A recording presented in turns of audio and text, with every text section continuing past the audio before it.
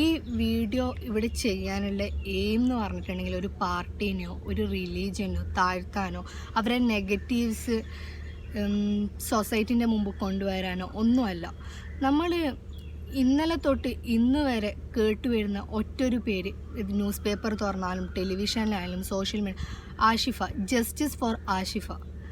ആ മോൾ അനുഭവിച്ച പെയിൻ, ആ കുട്ടീൻ്റെ പാരൻസ് ഇന്ന് അനുഭവിക്കുന്ന പെയിൻ, അവരെല്ലാവരും അവരെ ഡ്രീമാണ് ഇന്നലെ ആ ഒരു ഒറ്റ ദിവസം കൊണ്ട് ഇല്ലാണ്ടായത്. ഒരു കാര്യം പറയുന്നത് വെച്ച് കഴിഞ്ഞാൽ, പിന്നെ ഓക്കെ, നമ്മൾ തെറ്റ് ചെയ്ത ആരായാലും അവർക്ക് കറക്റ്റായിട്ടുള്ള പണിഷ്മെൻറ്റ് കൊടുക്കണം. ആ കുട്ടിക്കും അവരുടെ പാരൻസിനും ജസ്റ്റിസ് കിട്ടണം. അതൊരിക്കലും പൊളിറ്റിക്കൽ ബേസിസോ റിലീജിയൻ ബേസിസോ ആയിരിക്കില്ല. Crime is A crime. അത് ആര് ചെയ്താലും എപ്പോൾ ചെയ്താലും എങ്ങനെ ചെയ്താലും. പിന്നെ ഇതിനൊക്കെ എന്താ പറയുക, സിവിയർ ആയിട്ടുള്ള പണിഷ്മെൻറ്റ് കൊടുക്കണം. അല്ലാതെ ഇന്നൊരാളൊരു ക്രൈം ചെയ്തു അത് നാളെയും അത് റിപ്പീറ്റ് ചെയ്യും. കാരണം പണിഷ്മെൻറ്റ് അങ്ങനെയാണ്, ഇന്ത്യയിലെ ലൈക്ക് ലോസ് അങ്ങനെയാണ്. സോ സ്ട്രിക്റ്റ് ആയിട്ടൊരു പണിഷ്മെൻറ്റ് അത് കണ്ടു കഴിഞ്ഞാൽ വേറൊരാൾക്കും ആ ഒരു തെറ്റ് ചെയ്യാൻ തോന്നാൻ പാടില്ല.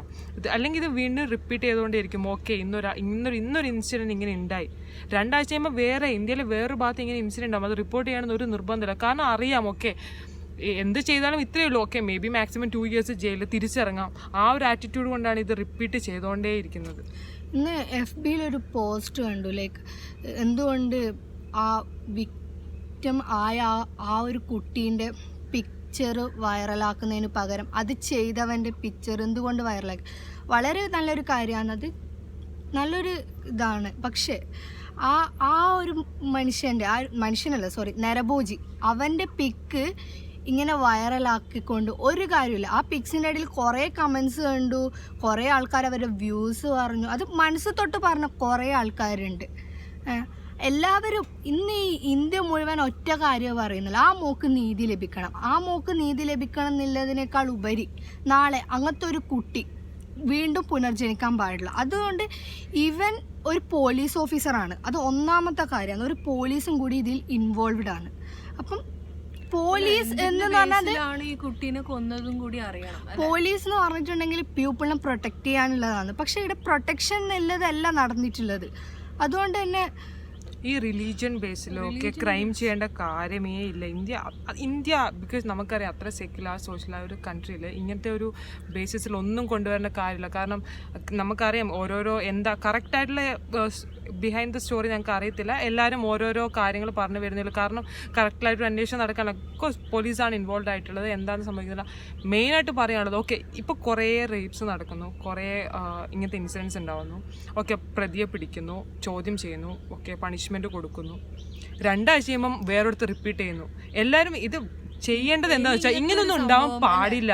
ഇത് ചെയ്തിട്ടുണ്ടായിട്ടുള്ള റൂൾ ഇതിനെതിരെ കൊണ്ടുവരണം. ചെയ്ത് കഴിഞ്ഞിട്ട് ഈ ഒരു ക്രൈം ചെയ്താൽ ഇതാണ് ഫോറിൻ കൺട്രീസിനെ പോലെ ഇതാണ് ഇവിടുത്തെ റൂൾ എന്ന് കൊണ്ടുവന്നാൽ ഒരിക്കലും ഒരുത്തനും ഇതിനെതിരെ വരൂല. അല്ലാതെ നമ്മൾ കുറെ ശബ്ദം ഉയർത്തിയിട്ടോ ഇപ്പൊ നമ്മൾ ഈ പറയുന്നതും എവിടെ യൂസ് ആവണമെന്നില്ല. ബട്ട് സ്റ്റിൽ എന്തെങ്കിലും ഒരു ചേഞ്ച് പൊളിറ്റിക്കൽ പാർട്ടീസ്, നമ്മൾ എലക്ട് ചെയ്യുന്ന ആ പൊളിറ്റിക്കൽ പാർട്ടീസ് കുറെ ഓർഗനൈസേഷൻ എല്ലാം ഉണ്ട്, എല്ലാവരും കൂടി ഒത്തൊരുമിച്ച് നിൽക്കേണ്ട ഒരു ഇൻസിഡന്റ് ആണ് ഇവിടെ വന്നിട്ടുള്ളത്. റൂൾസ് ലിബറലൈസ് ചെയ്യാതെ അത് സ്ട്രിക്റ്റ് ആക്കാൻ വേണ്ടി അറ്റ്ലീസ്റ്റ് ഇങ്ങനത്തെ കേസിൽ. കാരണം ഒരു തെറ്റ് ചെയ്ത് ഓക്കെ ഇങ്ങനൊരു ഇൻസിഡന്റ് ആയിട്ട് പ്രതിക്ക് മേ ബി അവരെ കൊന്നിട്ടും കാര്യമില്ല, ഉണ്ടാകാതെ നോക്കണം. അത് ഇനി ഒരു റിപ്പീറ്റ് ഒരിക്കലും ചെയ്യരുത്. കാരണം എത്ര ഇൻസിഡൻ്റ് ആണ് റിപ്പോർട്ട് ചെയ്തത്, റിപ്പോർട്ട് ചെയ്യാതെ പോകുന്ന എത്ര ഇൻസിഡൻസ് ഉണ്ട്.